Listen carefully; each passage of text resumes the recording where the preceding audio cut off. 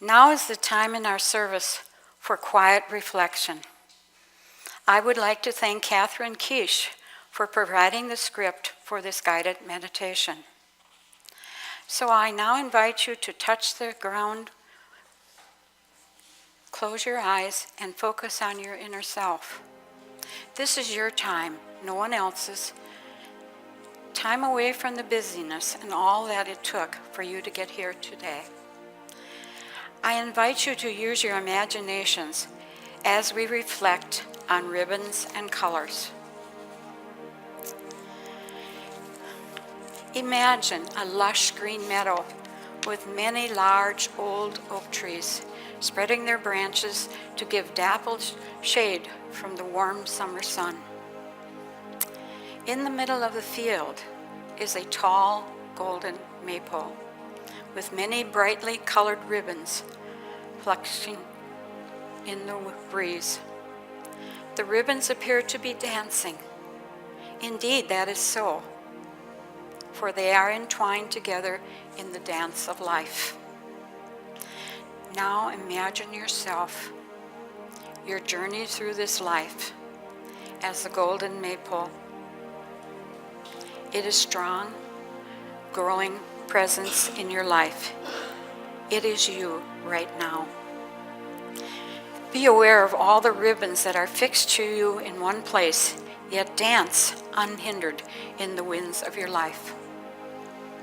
Give colors to emotions and experience what you have. The crimson red for all the love in your life. Consider the love you have given and received. Children, parents, friends, family, and sometimes strangers. This ribbon completely through and around your life is absolute and always present. It is given to you unconditionally and received by you with gratitude. Love is your very essence of being. There is the pink ribbon. This represents kindness. Consider the kindness you have been given and received as the pink ribbon flutters in the breeze. Kindness costs nothing and yet is the best present you can ever give. Here is a black ribbon, which is solid and glossy. It represents the hard losses in your life, and yet there is a sturdy strength in this ribbon, and it always shines back to you, helping you to grow in acceptance, patience, and trust. Then there is the yellow ribbon. This represents compassion and empathy, caring and sharing with others, witnessing their losses, listening to their struggles. The black and yellow ribbons work together. Our losses help us to help each other. There is a gray thread of sadness, yet see, it is always has a beautiful shine, reminiscent of the softness of the dove's gray feathers.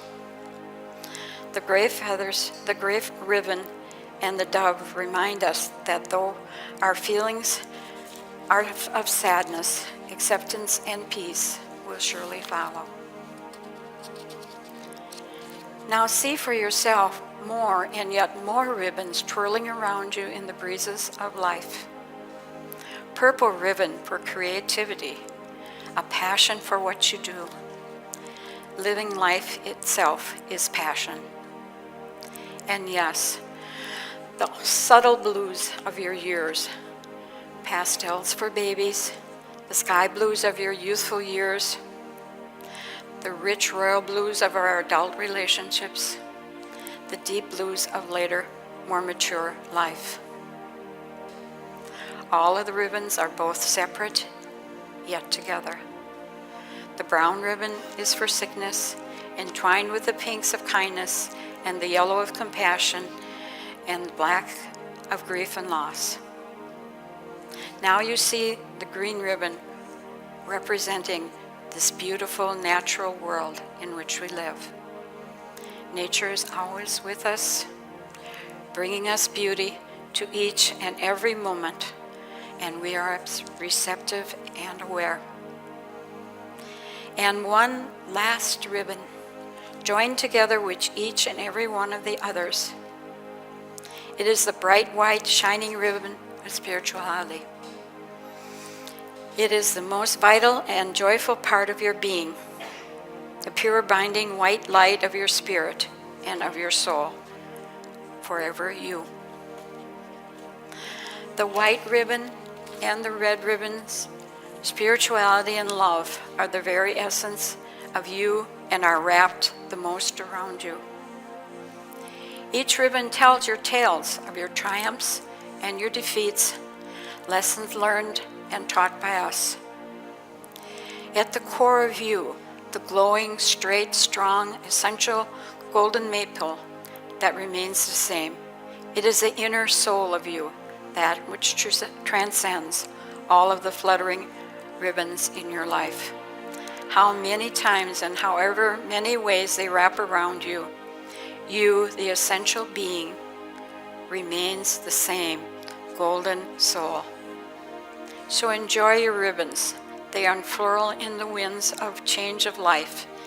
They dance to the music of your soul. Enjoy the dance, my friend. So as we quietly open your eyes, come back to this place of love and this place of peace.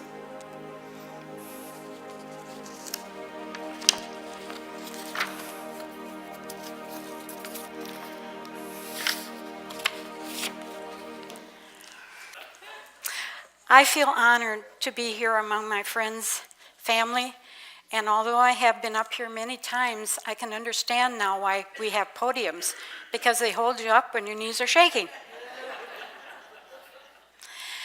Before I share my story, I'd like to talk briefly about stories in general. In Brené Brown's book, Braving the Wilderness, she said, "There is an unspoken message that the only stories worth telling are stories that are those that end up in history books. This is not true. Every story matters. We are all worthy of telling our stories and having them heard. We all need to be seen and honored in the same way that we all need to breathe." And for me, stories are really a way of processing events, and they can inform, of course, in many forms: autobiographies, fiction, any kind of story that takes the part of processing events. These events can be very small or they can be monumental. One simple story is, what was your first day of school like? Or what was the first time you broke up with your first love? It was probably the worst time in your life, and you made up stories about it.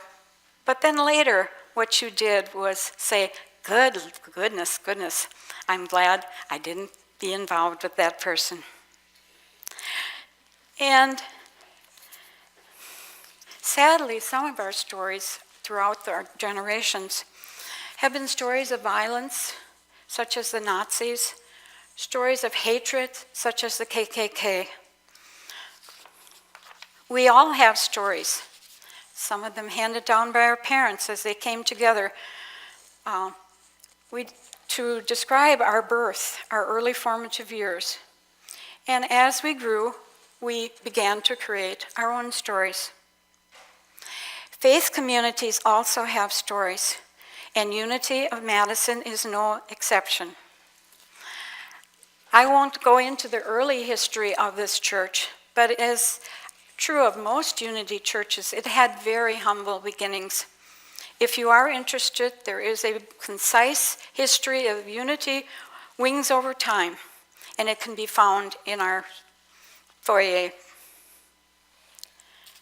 Superimposed on the story of Unity of Madison are the stories of the ministers that have served as leaders of this community. Some have long stories, such as Reverend Eunice for 5 years, Reverend Roger Goodwin, 9 years, Reverend Marshall Norman for 10. Some of the ministers had short tenure here, often in frustration. Sandwiched between the permanent ministers are the interim ministers. We all probably know some of them: Reverend Roy Clark, Reverend Joy Young, get over it, Reverend Don Montero, and Reverend Martin Newman. Regardless of their tenure, every minister left a footprint that is now relevant to this place. For me, there were 3 ministers that really impacted on my life. First, Reverend Union Shanman officiated at my marriage to Ken Nunkers. It was a joyous time, and I'll never forget it. The second time, Roger Goodman was there when our grandbaby, Olivia, made her transformation at 2 days, and also when my father passed. Finally, Marshall was there when my mom passed. Each of them gave support, love, and support of this community. Now, your stories. Over the years, through various conversations with many of you, I have heard of your stories, how you ended up on this doorstep. So before I do my story, I'm going to relate some of the things that all of you told me. My friend, I knew I was searching for a church that I would be comfortable in, and she suggested this one.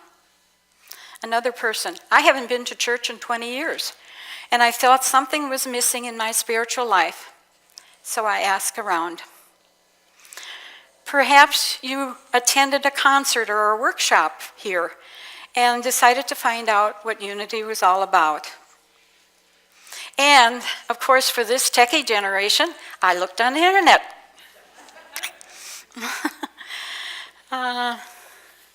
Each of us, I believe, was guided by some inner longing or some unmet need. Some of you found that came from Main Street churches that no longer served your needs. I firmly believe that divine order has brought you to this place at this time. Oh, now my story. Well, it may be a little bit different than your stories, but it is my story. My story of coming to unity is just a miracle, I guess. I was brought up in the Catholic tradition. My parents and myself all attended this church in the township of Tilden in a farmland area sandwiched between Chippewa Falls and Bloomer. The church was their source of comfort, spirituality, and support. And I really never thought I'd leave it. However, flash forward. My first marriage was to a man that I dated for 4 years prior to our marriage. He joined the Air Force, and from then on, I became an Air Force bride, being stationed at least 5 different places, and finally ending up in Hawaii. It was during those very, very formative years that I began to question some of the traditional values, but also the world opened up for acceptance from many people of race, color, gender, and sexual preference. Not sexual performance, sorry. Sorry about this. Oh, dear. Oh, well.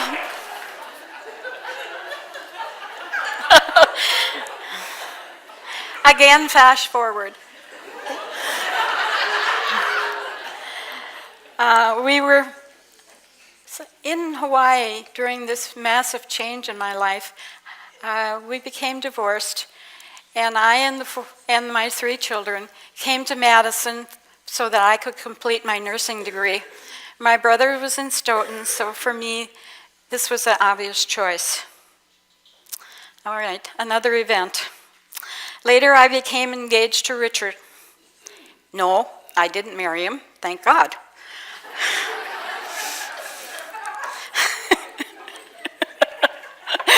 Yeah, my children are laughing. However, before I realized it wasn't going to work, we began looking for a church that we could be married in, because the annulment process hadn't come through for being married again in the Catholic faith. So what did I do before Google? There is a before Google. I looked in the good old yellow pages under non-denominational churches. I found the Church of the Helping Hand. However, they didn't marry people, but they said there's this little house on Winnacore Road, and the minister there may be able to do your ceremony. And I called him, and he invited us to go there. And I went to a service, and it was a little church, so you couldn't hide. So therefore, I got introduced to everybody, because there was less than 50 people there. And of course, they invited me downstairs, and that was a danger, because downstairs was a library and the bookstore. And Era Helen, the coordinator of that, soon learned that I was the person that if she needed a substitute, that was me. So that's how I came to Unity. But now, if this were all the story, I could say we're done, and I'd send you all home. But you're not, so you've got a little more to go.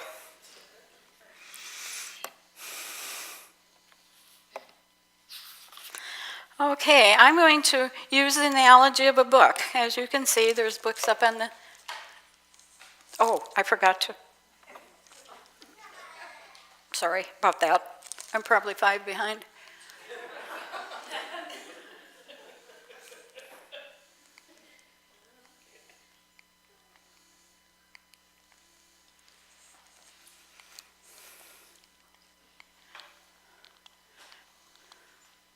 Yeah, I am behind. Where do you want to be in? Bookstore.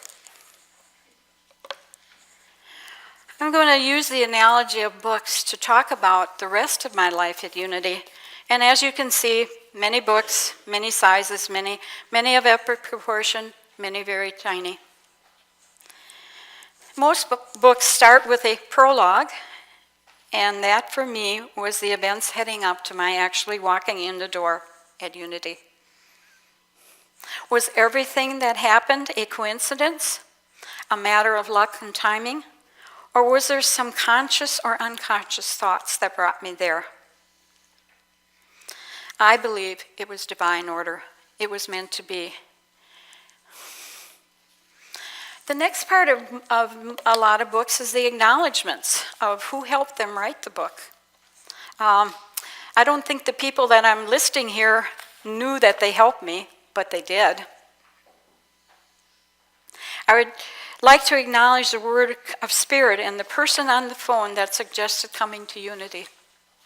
The minister and the wonderful people at the little house in Winnacore who welcomed me, and the numerous ministers that have brought me to this point. All had a part to play. For Kenneth Monkfus for always being willing to read my writing with the eye of a critical college professor, and my family for just being there all the time. Next in this story is the table of contents. And that, following the table of contents, is finally each chapter. As I am talking about the chapters of my story, I would like to invite you to think of your story. Are there many chapters or just a few? For some, they have closed the book and not returned. For others, they have taken a break and come back, dusting off the covers of the book and opening it up. As for me, my story is one of service with many chapters. It came natural to me because nursing was about support and taking care of people. So service for me was just the way of life. In Unity, we have tried to get away from focusing on, quote, needing volunteers, to a more spiritual way of referring to those filling unpaid positions of the church as those doing sacred service. We have many people who serve in this community in many capacities. Do you often acknowledge that you're doing God's work? That sacred service given out of love. Some people may want to think of it as really not that important, but each work, each deed of kindness, each thing given in love is sacred service. Please acknowledge your sacred service. It is important.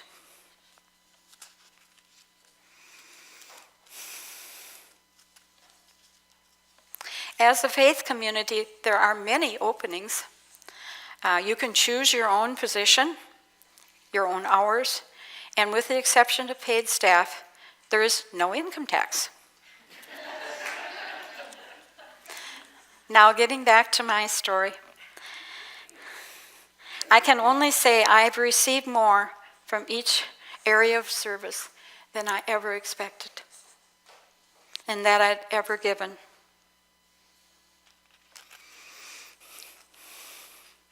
When I'm sharing the chapters of my life, I hope you don't think I'm bragging.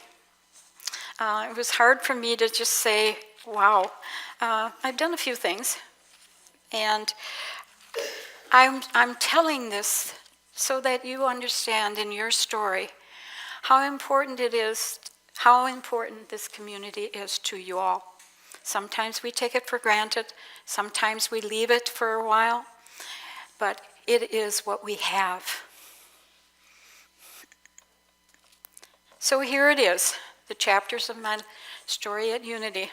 And I'll try to be fairly brief, but kind of several chapters here. I got to remember this thing. Okay, the very, very first thing, obviously, was the bookstore. Someone figured out that I loved books and I loved to read. And I served as under Era Helen for a few years, and then she left, and I took over management. That was so easy to get to know people because they would come down and look for books. And so I felt that I became part of the community. Sometime in between there, I joined the garden team, which started in 1994. Rebecca Stark, many of you remember, a master gardener, offered her knowledge and creativity. Every Thursday we would tromp down here, hot or cold or whatever, and do our gardening and then join in snacks or a meal. I was blessed by this, and I still have one little niche that I tend to in the summer, and that's our little snapdragon garden. They're my little girls. Okay, not done yet. Chapter 3, Sunday school teacher. The summer curriculum one year was The Wizard of Oz. And of course, being this bookaholic, I thought, what a wonderful way to introduce concepts and stuff. And so I was just going to do this for the summer. Well, I did it for 3 years. Wonderful, wonderful. 4- and 5-year-olds are the greatest people in this world. They had answers to everything. They knew they knew everything. It was wonderful. That was one of the best way to teach children that they are original blessings, not original sinners. Now, the biggie for me, I guess, was parish nursing. And again, it just seemed like I always fall into these things. I was working as an information specialist at the Cancer Information Service, and one of the people calling in said she was a parish nurse. Well, we didn't know what a parish nurse was, but I said very flippantly, well, it must be someone that works in a parish. And about 6 weeks later, a brochure came from Marquette University offering a certification course in parish nursing. Thought I couldn't go, but all of a sudden a check for $300 came as a reward for doing a research project there, and so I was able to go. I completed the certification under the auspices of Reverend Roger Goodman because you had to have a sponsor. I came back thinking, what a wonderful, wonderful thing. But I don't have time. I'm working full time. I'll wait until I retire. And in the meantime, 2 nurses came forth and they wanted to start a program, but they weren't certified. And Roger wanted me to help. Okay, I can do it. 3 of us. Very, very shortly, both of them moved away. So that left me. And so I decided, well, I would do this on a very volunteer basis. And that's what I did. And as luck would have it, I was offered a position at First Congregational United Church of Christ, where I started their program. Again, another way to get me back here was after 18 months, they decided they couldn't afford the program and they phased it out. Another luck, I wrote up a proposal for the board and Marshall, and because there had been a change in staffing, there was some money left. So there began the saga of the programs and things that we did. I had a wonderful parish nurse council that helped me plan programs, and I started the home visitors team. Yeah. This was the most challenging work I had ever done, the best job I had in the whole wide world. I had my own nursing practice, and I could formulate programs that encouraged health and wellness. I attended many christenings, many funerals, many services, and each one was very precious. I really had been given a gift, although for only a short time, the gift of being able to use my gifts for others. Chapter 5, member of the Board of Trustees. Wow. For 9 months, I was asked to fill a vacant position as an alternate on the board. And when it came time for the election for a permanent position, I didn't get it. Doggone, I couldn't figure that one out. I left in a huff, and then the next year I was offered an alternate position again, and then the following year I was elected for the 3-year term. And as luck would have it again, that was the term that Reverend Marshall resigned. And so there we were as a board, going through the same process that we're going through now. What an experience being on the board is, because you learn the inner workings of a church like anything else. Behind the scenes, everything has to go correctly. Otherwise, you don't have the smooth, beautiful, wonderful services and all the things we offer. Wonderful way to learn. Now, chapter 7, a spiritual growth. That certainly was, being a parish nurse was certainly part of my spiritual growth, but there were so many things. We had classes, we had a couples group, we had retreats, we still have concerts, everything. And that fosters our growth in our spirituality and our commonality between us. I left the prayer shawl ministry for last because this chapter of my career is still being written. Karen Olson and I started the prayer shawl ministry in 2006.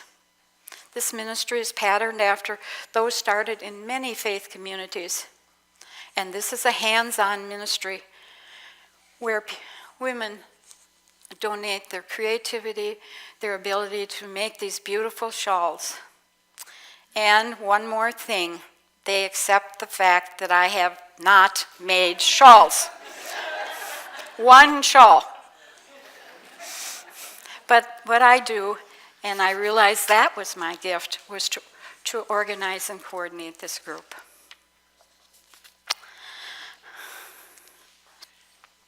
As you have seen and heard, my book is fairly thick with many chapters. I'm going to ask you, what is your story?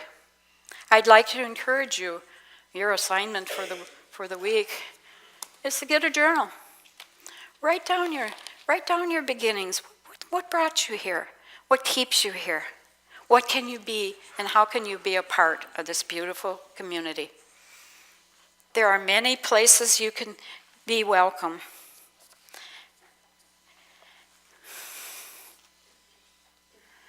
We are on the cusp of an extremely exciting time in this church. As you can see, the beautiful remodeling upstairs and downstairs, but also the choosing of the next person to lead this community. It is an extremely important time. I would encourage you to continue coming and supporting the board and all those who will make these wonderful decisions. Then now is not the time to go, now is the time to come. Let's turn around the 20% that have carried this church for the 80% and make it the 80% that carries the 20. It's an exciting time to be here, all the wonderful energy that has been demonstrated in the past weeks. This is a loving community, and it's all because of the gifts you bring freely and out without condition. The very last topic in a book often is the epilogue. It is an afterthought, what happened after the main story was completed. This chapter of my life is still ongoing. Brene Brown writes about the vulnerability and says, "Are you willing to show up and be seen when you cannot control the outcome?" This is difficult for me to share, and I feel very vulnerable. Many of you know this, but many of you do not.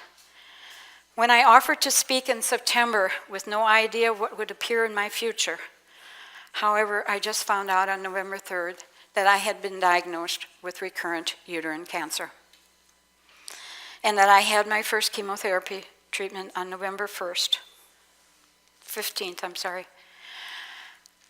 I do not know, nor can I control the outcome of my treatments. However, I'm truly blessed by the support of my caring family, several of them are who today, my former husband, and you as members of this faith community who have offered your prayers and assistance. With so many things in my life, divine order came into play. I could be here and talk because I'm recuperating from the first cycle, and I can be here for Christmas because I won't have another one until after. For almost the entire time of my nursing career, I was a cancer nurse. Not once did I ever think that I would be the one who now walks into the Carbone Cancer Center where I worked as a patient for the second time.